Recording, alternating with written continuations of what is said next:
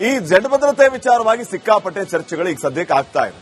ಏನಿದು ಜಡ್ ಭದ್ರತೆ, ಯಾಕೆ ಈ ರೀತಿಯ ಚರ್ಚೆ ಈಗ ಸದ್ಯಕ್ಕೆ ಆಗ್ತಾ ಇದೆ ಅನ್ನೋದೆಲ್ಲವನ್ನ ಕೂಡ ಗಮನಿಸ್ತಾ ಹೋಗೋಣ. ನೋಡಿ, ಸದ್ಯಕ್ಕೆ ಈ ರೀತಿಯ ಚರ್ಚೆ ಮುನ್ನೆಲೆಗೆ ಬಂದಿರೋದಕ್ಕೆ ಕಾರಣ ಬಳ್ಳಾರಿ ಗಲಾಟೆಯಲ್ಲಿ ಜನಾರ್ದನ್ ರೆಡ್ಡಿ ಹತ್ಯೆಗೆ ಸಂಚು ನಡೆದಿತ್ತ ಅನ್ನುವಂತಹ ಪ್ರಶ್ನೆ ಇದೆ.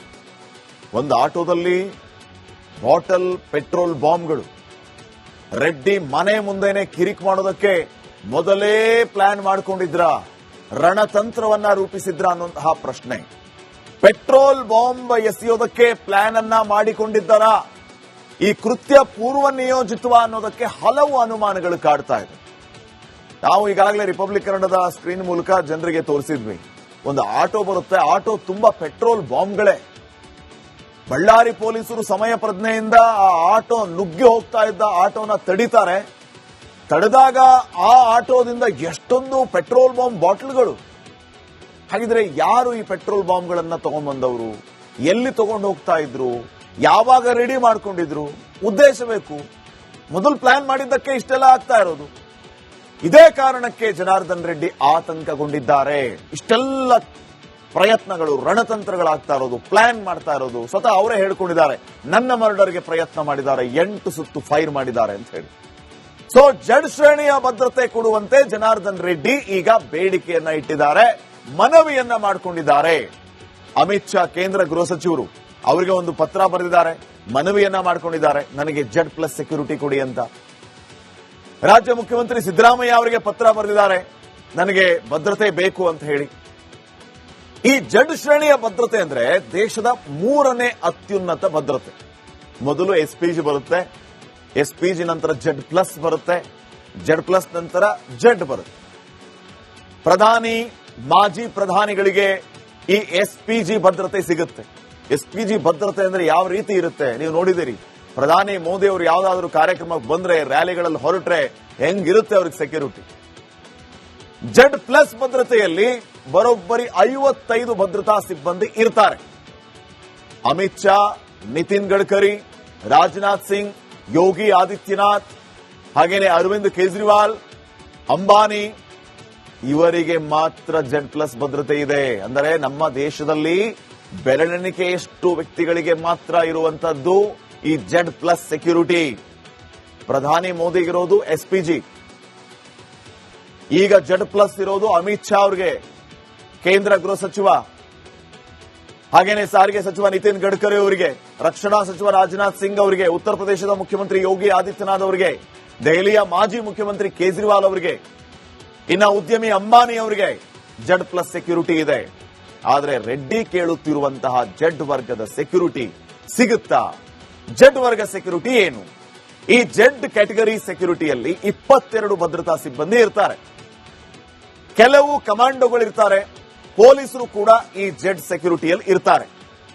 ಯೋಗ ಗುರು ಬಾಬಾ ರಾಮದೇವ್ ಅವರಿಗೆ ಜಡ್ ಭದ್ರತೆ ಇದೆ. ಜಡ್ ಪ್ಲಸ್ ಅಲ್ಲ, ಜಡ್ ಭದ್ರತೆ ಇದೆ. ಬಾಲಿವುಡ್ ನಟ ಅಮೀರ್ ಖಾನ್ ಅವರಿಗೂ ಕೂಡ ಜಡ್ ಶ್ರೇಣಿಯ ಭದ್ರತೆ ಇದೆ. ಸೊ ಈ ರೀತಿಯ ಭದ್ರತೆ ಕ್ಯಾಟಗರೀಸ್ ಇರುತ್ತೆ. ಈಗ ಜನಾರ್ದನ್ ರೆಡ್ಡಿ ಕೂಡ ನನಗೆ ಜಡ್ ಪ್ಲಸ್ ಬೇಕು ಅಂತ ಕೇಳ್ತಾ ಇದ್ದಾರೆ, ಅಥವಾ ಜಡ್ ಶ್ರೇಣಿಯ ಭದ್ರತೆ ಬೇಕು ಅಂತ ಕೇಳ್ತಾ ಇದ್ದಾರೆ. ಕೇಂದ್ರ ಇದಕ್ಕೆ ಅಷ್ಟು ಎನ್ನುತ್ತಾ, ಅಥವಾ ರಾಜ್ಯ ಪೊಲೀಸರ ಭದ್ರತೆ ಇವರಿಗೆ ಸಾಕಾಗತ್ತಾ? ನೋಡೋಣ ಯಾವ ರೀತಿ ನಿರ್ಧಾರ ಮಾಡುತ್ತಾರೆ ಅಂತ. ಇನ್ನು ನೆಕ್ಸ್ಟ್, ಈ ಜಡ್ ಭದ್ರತೆ ವಿಚಾರವಾಗಿ ಸಿಕ್ಕಾಪಟ್ಟೆ ಚರ್ಚೆಗಳು ಈಗ ಸದ್ಯಕ್ಕೆ ಆಗ್ತಾ ಇದೆ.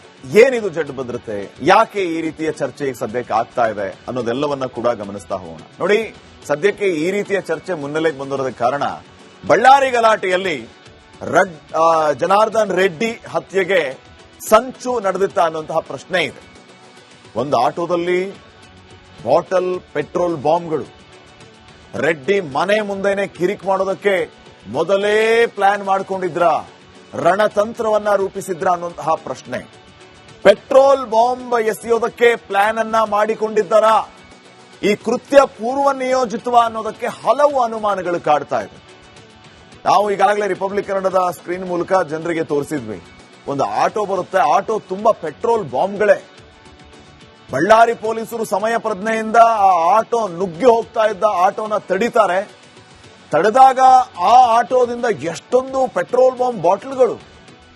ಹಾಗಿದ್ರೆ ಯಾರು ಈ ಪೆಟ್ರೋಲ್ ಬಾಂಬ್ಗಳನ್ನ ತಗೊಂಡ್ಬಂದವರು, ಎಲ್ಲಿ ತಗೊಂಡು ಹೋಗ್ತಾ ಇದ್ರು, ಯಾವಾಗ ರೆಡಿ ಮಾಡ್ಕೊಂಡಿದ್ರು, ಉದ್ದೇಶ ಬೇಕು. ಮೊದಲು ಪ್ಲಾನ್ ಮಾಡಿದ್ದಕ್ಕೆ ಇಷ್ಟೆಲ್ಲ ಆಗ್ತಾ ಇರೋದು. ಇದೇ ಕಾರಣಕ್ಕೆ ಜನಾರ್ದನ್ ರೆಡ್ಡಿ ಆತಂಕಗೊಂಡಿದ್ದಾರೆ. ಇಷ್ಟೆಲ್ಲ ಪ್ರಯತ್ನಗಳು, ರಣತಂತ್ರಗಳಾಗ್ತಾ ಇರೋದು, ಪ್ಲಾನ್ ಮಾಡ್ತಾ ಇರೋದು. ಸ್ವತಃ ಅವರೇ ಹೇಳ್ಕೊಂಡಿದ್ದಾರೆ, ನನ್ನ ಮರ್ಡರ್ಗೆ ಪ್ರಯತ್ನ ಮಾಡಿದ್ದಾರೆ, 8 ಸುತ್ತು ಫೈರ್ ಮಾಡಿದ್ದಾರೆ ಅಂತ ಹೇಳಿ. ಸೊ ಜಡ್ ಶ್ರೇಣಿಯ ಭದ್ರತೆ ಕೊಡುವಂತೆ ಜನಾರ್ದನ್ ರೆಡ್ಡಿ ಈಗ ಬೇಡಿಕೆಯನ್ನ ಇಟ್ಟಿದ್ದಾರೆ, ಮನವಿಯನ್ನ ಮಾಡಿಕೊಂಡಿದ್ದಾರೆ.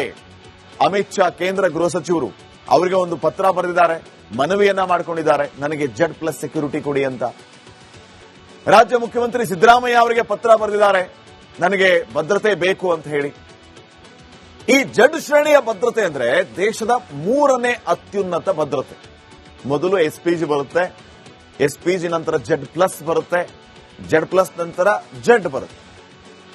ಪ್ರಧಾನಿ, ಮಾಜಿ ಪ್ರಧಾನಿಗಳಿಗೆ ಈ SPG ಭದ್ರತೆ ಸಿಗುತ್ತೆ. SPG ಭದ್ರತೆ ಅಂದ್ರೆ ಯಾವ ರೀತಿ ಇರುತ್ತೆ ನೀವು ನೋಡಿದಿರಿ. ಪ್ರಧಾನಿ ಮೋದಿ ಅವರು ಯಾವ್ದಾದ್ರು ಕಾರ್ಯಕ್ರಮಕ್ಕೆ ಬಂದ್ರೆ, ರ್ಯಾಲಿಗಳಲ್ಲಿ ಹೊರಟ್ರೆ ಹೆಂಗಿರುತ್ತೆ ಅವ್ರಿಗೆ ಸೆಕ್ಯೂರಿಟಿ. Z+ ಭದ್ರತೆಯಲ್ಲಿ ಬರೋಬ್ಬರಿ 55 ಭದ್ರತಾ ಸಿಬ್ಬಂದಿ ಇರ್ತಾರೆ. ಅಮಿತ್ ಶಾ, ನಿತಿನ್ ಗಡ್ಕರಿ, ರಾಜನಾಥ್ ಸಿಂಗ್, ಯೋಗಿ ಆದಿತ್ಯನಾಥ್, ಹಾಗೇನೆ ಅರವಿಂದ್ ಕೇಜ್ರಿವಾಲ್, ಅಂಬಾನಿ, ಇವರಿಗೆ ಮಾತ್ರ Z+ ಭದ್ರತೆ ಇದೆ. ಅಂದರೆ ನಮ್ಮ ದೇಶದಲ್ಲಿ ಬೆರಳೆಣಿಕೆಯಷ್ಟು ವ್ಯಕ್ತಿಗಳಿಗೆ ಮಾತ್ರ ಇರುವಂತದ್ದು ಈ Z+ ಸೆಕ್ಯೂರಿಟಿ. ಪ್ರಧಾನಿ ಮೋದಿಗಿರೋದು SPG, ಈಗ Z+ ಇರೋದು ಅಮಿತ್ ಶಾ ಅವರಿಗೆ, ಕೇಂದ್ರ ಗೃಹ ಸಚಿವ, ಹಾಗೇನೆ ಸಾರಿಗೆ ಸಚಿವ ನಿತಿನ್ ಗಡ್ಕರಿ ಅವರಿಗೆ, ರಕ್ಷಣಾ ಸಚಿವ ರಾಜನಾಥ್ ಸಿಂಗ್ ಅವರಿಗೆ, ಉತ್ತರ ಪ್ರದೇಶದ ಮುಖ್ಯಮಂತ್ರಿ ಯೋಗಿ ಆದಿತ್ಯನಾಥ್ ಅವರಿಗೆ, ದೆಹಲಿಯ ಮಾಜಿ ಮುಖ್ಯಮಂತ್ರಿ ಕೇಜ್ರಿವಾಲ್ ಅವರಿಗೆ, ಇನ್ನ ಉದ್ಯಮಿ ಅಂಬಾನಿ ಅವರಿಗೆ Z+ ಸೆಕ್ಯೂರಿಟಿ ಇದೆ. ಆದರೆ ರೆಡ್ಡಿ ಕೇಳುತ್ತಿರುವಂತಹ Z ವರ್ಗದ ಸೆಕ್ಯೂರಿಟಿ ಸಿಗುತ್ತಾ? Z ವರ್ಗ ಸೆಕ್ಯೂರಿಟಿ ಏನು? ಈ Z ಕ್ಯಾಟಗರಿ ಸೆಕ್ಯೂರಿಟಿಯಲ್ಲಿ 22 ಭದ್ರತಾ ಸಿಬ್ಬಂದಿ ಇರ್ತಾರೆ. ಕೆಲವು ಕಮಾಂಡೋಗಳಿರ್ತಾರೆ, ಪೊಲೀಸರು ಕೂಡ ಈ Z ಸೆಕ್ಯೂರಿಟಿಯಲ್ಲಿ ಇರ್ತಾರೆ. ಯೋಗ ಗುರು ಬಾಬಾ ರಾಮದೇವ್ ಅವರಿಗೆ Z ಭದ್ರತೆ ಇದೆ. Z+ ಅಲ್ಲ, Z ಭದ್ರತೆ ಇದೆ. ಬಾಲಿವುಡ್ ನಟ ಅಮೀರ್ ಖಾನ್ ಅವರಿಗೂ ಕೂಡ Z ಶ್ರೇಣಿಯ ಭದ್ರತೆ ಇದೆ. ಸೊ ಈ ರೀತಿಯ ಭದ್ರತೆ ಕ್ಯಾಟಗರೀಸ್ ಇರುತ್ತೆ. ಈಗ ಜನಾರ್ದನ್ ರೆಡ್ಡಿ ಕೂಡ ನನಗೆ Z+ ಬೇಕು ಅಂತ ಕೇಳ್ತಾ ಇದ್ದಾರೆ, ಅಥವಾ Z ಶ್ರೇಣಿಯ ಭದ್ರತೆ ಬೇಕು ಅಂತ ಕೇಳ್ತಾ ಇದ್ದಾರೆ. ಕೇಂದ್ರ ಇದಕ್ಕೆ ಅಷ್ಟು ಎನ್ನುತ್ತಾ, ಅಥವಾ ರಾಜ್ಯ ಪೊಲೀಸರ ಭದ್ರತೆ ಇವರಿಗೆ ಸಾಕಾಗತ್ತಾ? ನೋಡೋಣ ಯಾವ ರೀತಿ ನಿರ್ಧಾರ ಮಾಡುತ್ತಾರೆ ಅಂತ. ಇನ್ನು ನೆಕ್ಸ್ಟ್,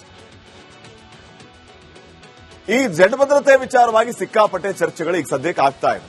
ಏನಿದು Z ಭದ್ರತೆ, ಯಾಕೆ ಈ ರೀತಿಯ ಚರ್ಚೆ ಈಗ ಸದ್ಯಕ್ಕೆ ಆಗ್ತಾ ಇದೆ ಅನ್ನೋದೆಲ್ಲವನ್ನ ಕೂಡ ಗಮನಿಸ್ತಾ ಹೋಗೋಣ. ನೋಡಿ, ಸದ್ಯಕ್ಕೆ ಈ ರೀತಿಯ ಚರ್ಚೆ ಮುನ್ನೆಲೆಗೆ ಬಂದಿರೋದಕ್ಕೆ ಕಾರಣ, ಬಳ್ಳಾರಿ ಗಲಾಟೆಯಲ್ಲಿ ಜನಾರ್ದನ್ ರೆಡ್ಡಿ ಹತ್ಯೆಗೆ ಸಂಚು ನಡೆದಿತ್ತ ಅನ್ನುವಂತಹ ಪ್ರಶ್ನೆ ಇದೆ.